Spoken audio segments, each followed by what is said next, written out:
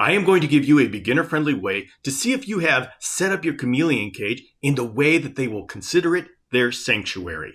Taking care of chameleons isn't necessarily hard, you just need the right information, and that's what we're going to do today. What do the forests of Madagascar have to do with how we set up our chameleon cages? Everything. It's by studying how they live in the wild that we figure out what we're trying to replicate. I have spent decades working with chameleons, and I've been working on how to simplify chameleon care. And I've distilled success in how to set up a chameleon cage into a simple checklist. On my video channel, I do regular cage evaluations, and this is the checklist that I follow. This episode is going to explain that checklist so you can do it yourself. And by understanding those 11 elements, you're going to be able to create an environment that will nurture your chameleon. I break each down so they're simple to understand. But that doesn't mean that keeping a chameleon is simple. It takes a little bit of a commitment. So if you're a casual pet keeper, a chameleon may not be the right one for you. But if nothing but a chameleon will do, and you're willing to do whatever it takes to keep your chameleon healthy, well then, you're my kind of people, and this video is for you. The forest edge 5+5 is not some magic incantation. It's simply a checklist. And by understanding each one of these elements, you're going to be able to make sure that your chameleon cage is good for a chameleon, and you'll be able to evaluate any cages you run into. The memory device, we'll call it, consists of the forest edge concept, 5 gradients, and 5 branch functions. I know that may sound like a lot, but we're trying to take a chunk of a tree that's 10 feet off the ground and put it into a cage in our living room, so I think we did pretty good just distilling it down to 11. The first thing you want to ensure when you just look at your chameleon cage is that you have a forest edge. And basically what this means is that you're going to have an open area, and then you're going to have a densely planted area that's thick with foliage, essentially so the chameleon can hide its entire body behind all of those leaves and be out of sight. The forest edge ensures that the chameleon is going to be able to get out in the open, bask under the heat, bask under the UVB, and just survey their domain. But if there's any hint of danger or they don't feel safe for whatever reason, they know that they have a place that's safe right nearby. And leaves are safety to a chameleon because a chameleon doesn't have any defenses or ways to attack another animal that's trying to eat it. Its defense is to remain unseen. And so no matter how used to you or captivity it gets, something deep within its DNA is saying hidden equals security. And so we want to give them that. Now, all of this open space and all of these leaves, they become accessible to the chameleon when we have enough branches throughout the entire cage. So when I say that there's an open area, what I mean is there's no leaves there. There would be a number of branches. And so the chameleon would be able to be out in the open, under the basking light, under the UVB light, perhaps under the light, but not the heat or the UVB. Basically, you want to give your chameleon access to every corner of the cage because you're creating microclimates everywhere. So when you're planning your cage or looking at another cage that you're evaluating, the first thing you want to do is take a look and see, is it obvious that there are open spaces? And is it obvious that there are places where the chameleon could hide quickly if it wanted to? And that is the forest edge concept. The first 5 in the 5+5 part stands for the 5 gradients. Now, a gradient is a progression of values from one extreme to another. And the purpose of a gradient, at least for us to provide it to a chameleon, is we want to give the chameleon a choice as to where they're going to be. An example would be heat. Right next to the heat source is going to be very hot, and the farthest point away from the heat source is going to be the coolest area in the cage. And by making sure that we have a branch network that allows the chameleon to access any point along that way, we have provided a gradient. And when we provide those gradients of various environmental conditions, the chameleon is able to choose for themselves what they need. Essentially, we are giving the chameleon the tools they need to take care of themselves, which is a good thing because we don't know what's going on inside the chameleon's head. We don't know what they need at the time. Let's give them the tools they need to take care of themselves. Our 5 gradients that we're going to be working with are white light, heat, UVB, humidity, and security. Now, a gradient is not just a range of values over space at one point of time, but they also ebb and flow over the 24-hour daily period. And with our 5 gradients intersecting and overlapping over space and time, we create a dynamic environment that our chameleon can use to find what it needs to live a comfortable and healthy life. Now, you'll notice that the first 3 gradients are actually sunlight broken up into 3 parts. This is because that's how we have to replicate sunlight with our artificial sources.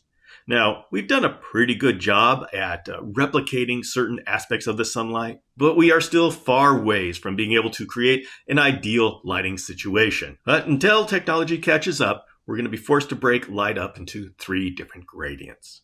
The first gradient is white light. And this is very important because sight is a chameleon's most important sense. And by giving our chameleon white light, we're allowing our chameleon to interact with the world, take it in the way the chameleon would expect. We provide white light by giving 6500K fluorescent bulbs, or more recently, LED light bars. And as you would expect with the light on top of the cage, the top area is the brightest, and then the brightness of the light decreases as it goes down through the cage. And as it goes through the plants, you get this dappled sunlight effect. And this is all of the gradients within one point of time, because of course, we do it 12 hours on, 12 hours off. And so it does adjust over time. Now, we continue to look for technological advancements because chameleons can actually see beyond our visible spectrum.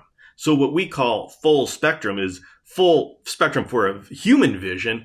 Chameleons will need something beyond that to get the full experience that they would want. Although recently technology has given us a gift by giving us these lights that slowly come up and slowly go down. So we can replicate a morning and an evening without the sudden on and off that happens when you have a light on a timer. When you are planning your cage or evaluating other cages, you want to look for a very bright area up top, and then your light dissipates as it gets down lower. Historically, chameleon cages have been chronically underlit. While every single parameter that can be too much or too little, I have yet to see anybody make a cage with too much white light. So when in doubt, add another LED light bar. Our second gradient is heat. Chameleons are used to looking for the sunlight so they can warm up from a cool night's sleep. They need this to be able to raise their temperature up to where they can function and digest and such like that. Now, we chameleon keepers have an added responsibility that you may not expect. We need to make sure that chameleons don't burn themselves. We have this strange dynamic where chameleons literally do not recognize when their skin is being burned off their body. We have no idea why this is, but the fact is that if your basking bulb is too hot or they're able to get too close, then you run the serious risk of your chameleon burning themselves. And remember, it's not just their back. Veiled chameleons with their huge casque, that casque counts. And I can't tell you how many times we've seen veiled chameleons with casques burnt. The safest way to set up your heat bulb so it's safe for your chameleon but still gives the chameleon the heat it needs is to take a look at your care guide. Every chameleon species care guide should have the basking temperature, the ambient temperature, and the nighttime drop. With those 3 parameters, you're going to be able to put together a heat map in your cage that's safe and nurturing. So on the basking branch, close to the hottest point in the cage, you're going to have the basking temperature. The ambient temperature would be in the mid-range of the cage, and the nighttime drop, of course, would be in the nighttime when all the energy sources are off. Now, when you're evaluating the heat in your cage or anybody else's, you have to make sure that you take into account what the temperature is at the highest point in the cage that's closest to the heat lamp.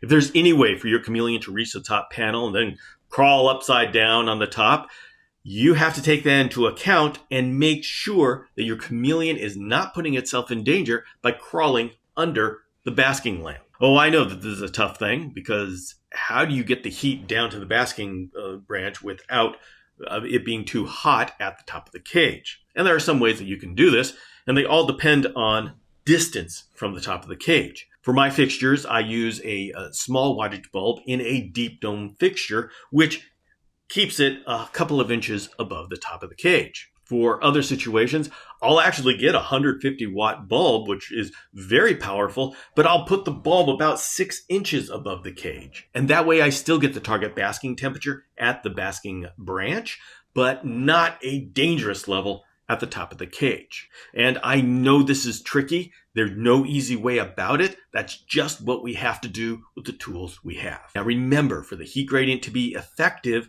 the chameleon needs branches at every point between the hottest point that you want them at, the basking temperature, and the lowest point at the other end of the cage. The third gradient is UVB light. For the UVB gradient, you're going to have a bulb, which is your energy source, and then you're going to have two values on your care guide.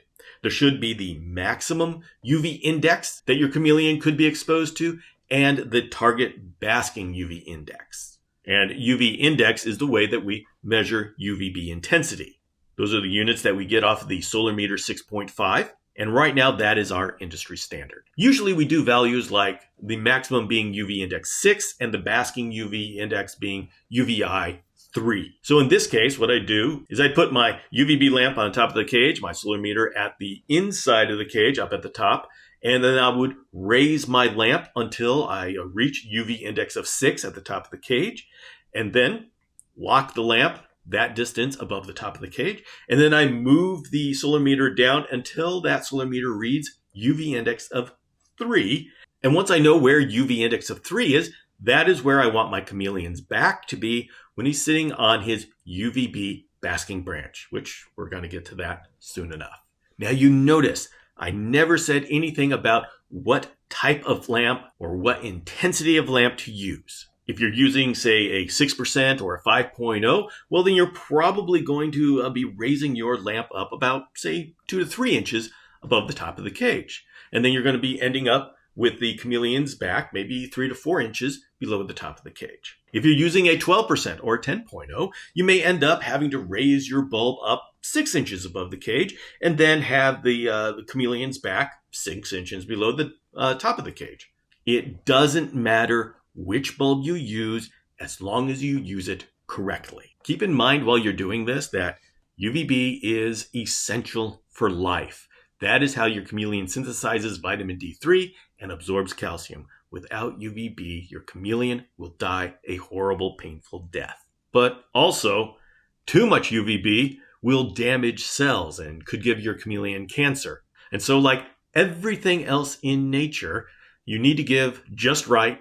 Not too little, not too much. And once again, technology continues to move forward and has been giving us UVB lights that are dimmable. And so we can bring up the UV index level and then slowly tone down the UV index level to match what happens in nature. So there's a lot of exciting things happening in the lighting world. The fourth gradient is humidity. And this is going to be a huge topic. Humidity ebbs and flows over the 24-hour period. It gets lower during the day, but higher in the evening and very high at night. There are many hydration protocols out there, and it's best to understand each one.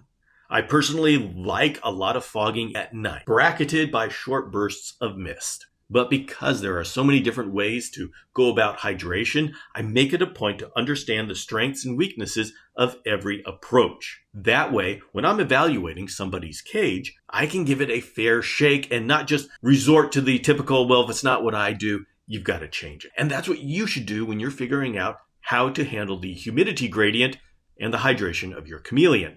I present my approach on chameleonacademy.com with as much detail as possible so you're able to make that decision. Make sure whatever other method that you're considering, you read up on how that's done as well and what the pros and cons of that one are, and then you'll be able to make an educated decision. And finally, the last gradient is the security or exposure gradient. And this is where we allow our chameleons the ability to be out in the open or completely hidden. Now, sometimes this becomes confusing because if you get a chameleon that's very comfortable in its enclosure or very comfortable with you in the room, they very rarely will hide. And they may not even sleep behind leaves. They'll just sleep there in the open. Well, this is a chameleon that's very comfortable. But here's the thing. Chameleons know that their safety is not being seen. And so if there is ever anything that happens and your chameleon's not confident, they're going to be wanting to look for a place that they can hide. Now, this can be as simple as you walking into the room with a cap on where usually you don't. Chameleons are very visual and they will recognize us, but us just changing the color of our shirt or putting on a cap, to some chameleons, that means we're a different person. And then the ceiling fan could go on and that would freak them out. And so, no matter how confident they look, provide them the opportunity to where they can hide, completely hide their entire body. Even if they never use it, there's something deep in their DNA that says make sure that there's a hiding place somewhere here, very close, that you can get into. And if you provide it, that may be all the security they need to feel confident sitting out there surveying their domain. But this is the one thing that I see most often missing in a chameleon cage, and that is where a chameleon can get behind the leaves and completely hide his body. Now, keep in mind, chameleons live in a 3D world. If you have a chameleon in a screen cage, they know that they could have predators coming from any direction that they can see. So the more directions that they can see, the more clever you're going to have to be in placing plants so they feel secure. Next, we have the 5 branch functions. That is the second 5 in the Forest Edge 5+5. This stands for the 5 branches you need to check off. Now, this doesn't mean that you have 5 physical branches. You could have 2 branches that do double duty, or else you could have 5 branches that take care of one of these branch functions. You see, that's up to you as the cage designer, and I gotta say, the more options the better, but to get a check on each one of these branch functions, you need to find one branch that offers this function. So the first is the heat basking branch. Is there a branch that when the chameleon sits on it, they are able to be under the heat lamp at the right temperature? If yes, give a check. If not, well, get a branch. Next is UVB Basking Branch. And you'd be surprised how many times this is a problem in a chameleon cage. We don't see UVB. The white light that comes off of a UVB bulb is not UVB. It's just an artifact of how they make the light. And so we are not able to see where the effective range of the UVB is.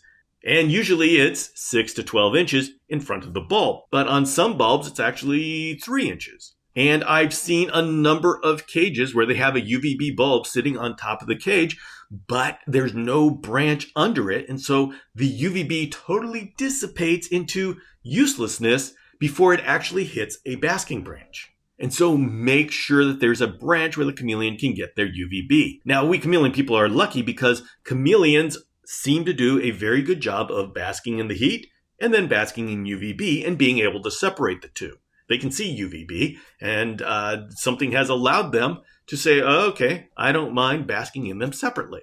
So we took a hit because chameleons can't figure out if they're actually burning, but we got the bonus that it's okay to have separate areas for heat and UVB. Now, the absolute most reliable way of determining where that spot should be for the UVB basking is using a solar meter 6.5. That is a professional meter that will measure the UV index. The problem is there really isn't another way to do it. And when we're talking about distances, like you see the Chameleon Academy care guides that has actual distances from the bulb, these are just estimates. They're just averages over the lifetime of the bulb. They are in the ballpark, but you really need a meter to accurately place that UVB basking branch. And unfortunately, there's no way around that. So we do the best we can without having a meter, but to do that, you do need to understand the various makes and models of UVB bulb to be able to help people if you're going to be doing an evaluation. The third branch function is the sleeping branch, and this is the most strategically chosen branch in the entire cage because this is going to be the branch that we intend for the chameleon to sleep. It's going to be the branch they use the most of everything. And for this, we want it to be as comfortable as possible. And that's going to be a thickness that allows a chameleon to put their claws halfway around to all the way around. And this is going to be horizontal and placed so at least a good part of it is behind a bunch of leaves. So the chameleon can go sleep horizontally behind leaves. Sleeping is usually when chameleons want to go and feel safe. Now, once again, you don't have to have just one sleeping branch. You can have multiple sleeping branches. And once you set it up, watch to see your chameleon's behavior. There are some chameleons that like to sleep vertically. And if that's your chameleon, well then listen to your chameleon. Once you get this cage set up in a way that most chameleons would like, then you watch your chameleon because they're the experts in what they like. And if they show that they actually want something a little bit different, do not hesitate to change the cage up to accommodate their preferences. So, all of this stuff that I'm talking about, that is just to get you started. This is what most chameleons will like. But once you get it set up, listen to your chameleon because they know what they like. The fourth branch function is eating. And for this to be checked off, you just need to make sure that there's a branch that allows a chameleon to get within tongue's distance of whatever food they're going to be given. Are they going to be given food in a feed or run cup? Are they going to be given food that's just going to be released on the side of the cage? Whatever it is, just make sure that there's a branch that allows them to access their food. I'm embarrassed to say how many times I've set up a cage and afterwards I realized I don't have a place to hang my feed or run cup. And so I need to readjust my cage to be able to actually feed my chameleon. Yeah, this sounds like an obvious one, but we need it on the checklist. And finally, the last function is drinking. You have to make sure that your chameleon can access whatever hydration method you have for them. If you intend to have your chameleon to drink from a day misting, well, you got to make sure that there's a branch that's next to leaves that are going to be misted. If your chameleon is going to be hydrated with a dripper, well, there needs to be a branch that's next to the leaves that the drip drips on. If you're going to use my method of nighttime misting and fogging, well, then the sleeping branch actually doubles as the drinking branch. And then whatever path they go to get up to the basking area, I just make sure that those branches are next to the leaves that they're going to have dew on them. So ask yourself, what is the hydration method and where do I need to put branches so the chameleon can actually drink? And that is our Forest Edge 5+5 checklist. I am hoping that this checklist is a convenient way for you to remember the 11 aspects of chameleon cages that make it successful. And it also serves as a guide for self-study. The more you understand each one of those gradients and each one of those branch functions, the deeper you will understand how to put together your chameleon cage. And the deeper you understand each one of those elements, the more you're going to be able to look at other people and how they approach it. You're going to be able to evaluate the pros and cons of those